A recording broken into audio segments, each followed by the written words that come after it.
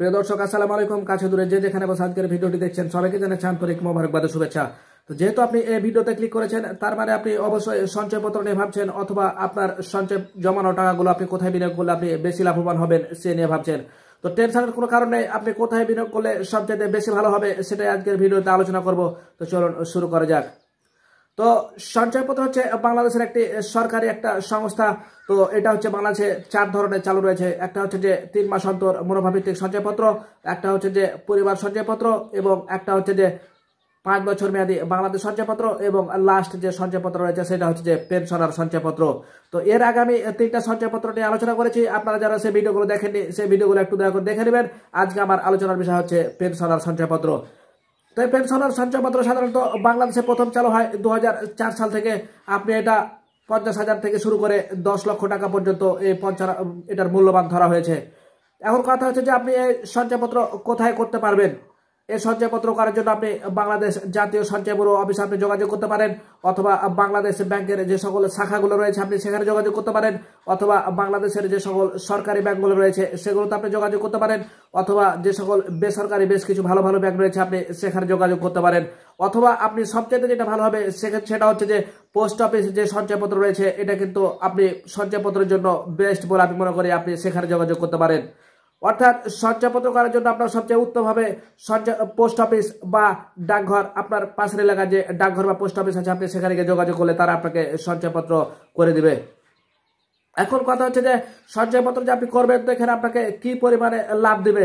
তো যেহেতু আজকের আলোচনার বিষয় হচ্ছে পেনশনার সঞ্চয়পত্র, তো চলুন পেনশনার সঞ্চয়পত্রে কি পরিমাণে লাভ দেয় সেটা আমরা মোবাইল স্ক্রিনে দেখে নিই।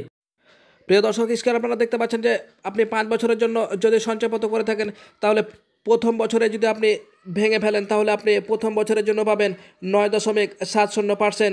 আপনি যদি দ্বিতীয় বছরে সেটা ভেঙে ফেলেন তাহলে পাবেন 10.15%। আপনি যদি তৃতীয় বছরে সেটা ভেঙে ফেলেন তাহলে পাবেন 10.65%। এবং যদি আপনি চতুর্থ বছরে ভেঙে ফেলেন তাহলে পাবেন 11.20%। এবং সবশেষে যদি আপনি মেয়াদ পূর্ণ করেন তবেই কিন্তু আপনি পাবেন 11.76%, যেটা সর্বোচ্চ। অর্থাৎ আপনাকে যদি এটা সার্কেলটা পূর্ণ করতে হয় তাহলে কিন্তু আপনাকে অবশ্যই 5 বছরের জন্য যে মেয়াদটা আছে সেটা আপনাকে পূর্ণ করতে হবে। প্রিয় দর্শক, এখানে একটা বিষয় জেনে রাখা ভালো যে আপনি যে পেনশনার সঞ্চয়পত্রগুলো করবেন সেখান থেকে যদি আপনি অতিরিক্ত কোনো মুনাফা তুলে ফেলেন তাহলে সেক্ষেত্রে কিন্তু আপনার মূল যে টাকা রয়েছে সেখান থেকে শেষ সময় আপনাকে সংশোধন করে দেওয়া হবে।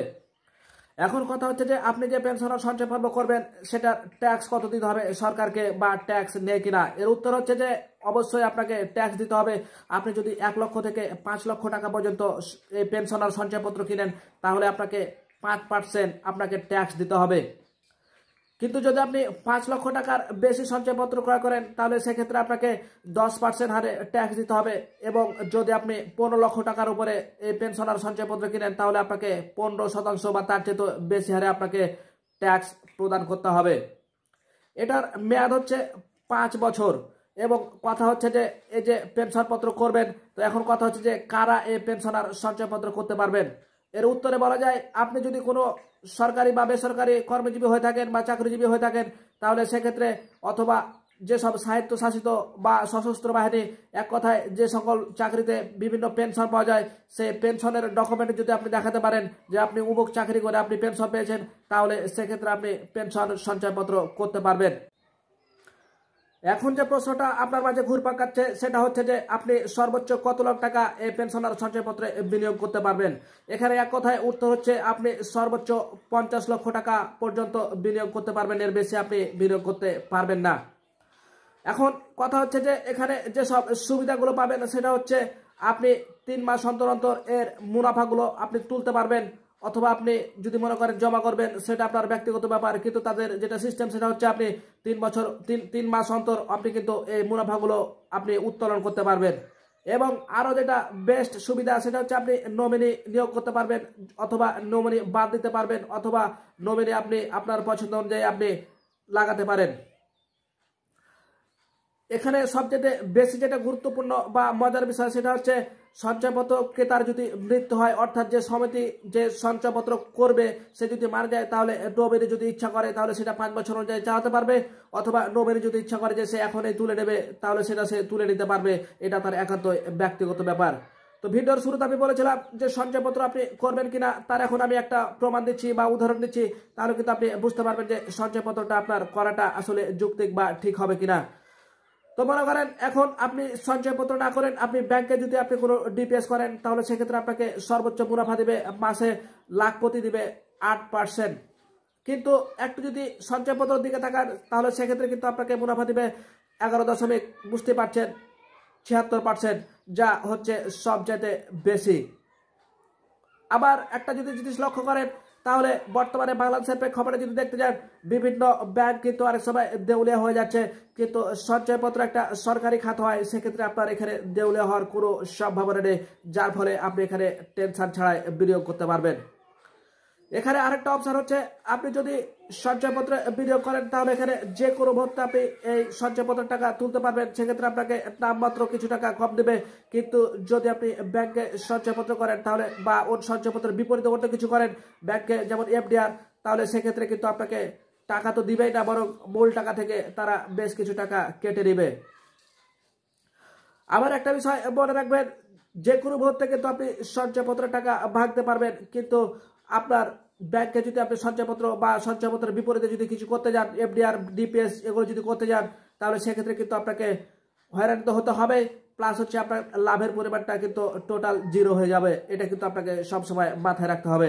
কিন্তু সঞ্চয়পত্র এমন একটা বিষয়, এখানে আপনার না দেউলিয়ার ভয়, না লসের ভয়, না কোনো ক্ষতি হওয়ার ভয়।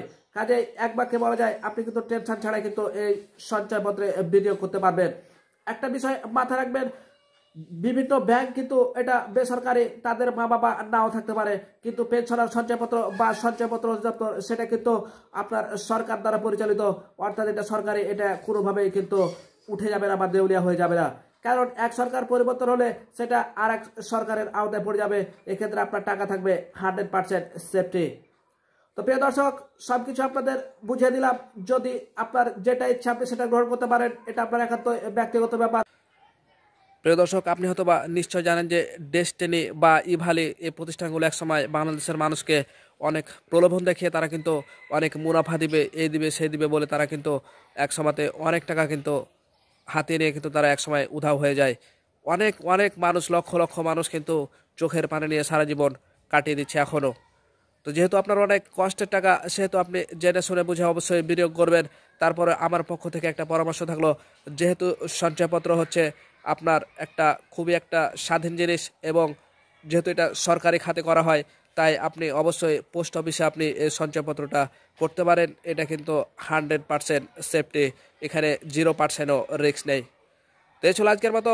ভিডিওটি ভালো লাগলে একটি লাইক করবেন এবং পরবর্তী ভিডিও সবার আগে পেতে চ্যানেলটি সাবস্ক্রাইব করে আমাদের সাথে থাকবেন। দেখা হবে। আল্লাহ হাফেজ।